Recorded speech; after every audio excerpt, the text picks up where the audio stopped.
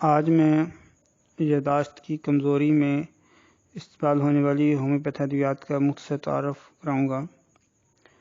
اگر بچوں میں یادداشت کمزور ہو جائے اور سبق یاد نہ ہو، بھول جاتے ہوں، اس کے علاوہ سکلز کی بھی کمی محسوس ہو، تو ایسے بچوں کو آپ برائٹا کارب استعمال کرائیں۔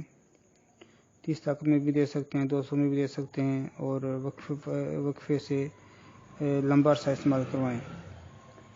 اور اگر اس کے علاوہ نوجوانوں میں وائٹل فلوئڈ کے ضائع ہونے سے ذہن کمزور ہو جائے، بال گرنا ہو جائیں، تو آپ اس الفاظ کو استعمال کر سکتے ہیں۔ جو کالی فاس ہے، یہ بھی یادداشت کی بہتری میں استعمال ہوتی ہے۔ یہ جنرل ٹانر کے طور پہ استعمال کر سکتے ہیں اس کو۔ اگر اعصابی کمزوری بھی ساتھ ہو اور یادداشت بھی کمزور ہو رہا ہو، تو پھر جلسیمیم کو استعمال کریں۔ اس سے اعصابی میں طاقت آ جائے گی اور یادداشت بہتر ہو جائے گی۔ اس کے علاوہ اگر سر میں بھی خشکی ہوتی ہو اور خون کی بھی کمی ہو، تو پھر نیٹرمیور 6X میں استعمال کریں۔ اگر ہڈیاں کمزور ہوں، بال بھی گرتے ہوں، وہ کیلشیم کی کمی بھی ہو، اور جو بچہ ہے یا بڑا ہے دودھ نہ پیتا ہو اور اس کے ساتھ یادداشت کی کمزوری ہو جائے، تو پھر کیلکیریا فاسٹ 6X میں 3 دن میں 3 بار مستقل استعمال کروائیں، یا پھر ہائپرٹنسی میں 1 آدھ ڈوز دے دیں اس کی۔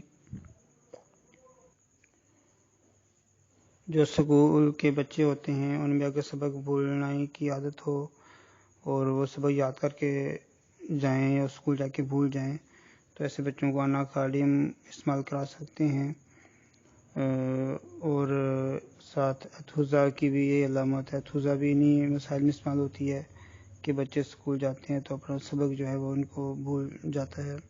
اگر بچوں میں قوت اعتمادی کی کمی ہو اور بچے کسی سے بات کرتے ہوئے جھجکتے ہوں، تو برائٹا کارب دے سکتے ہیں۔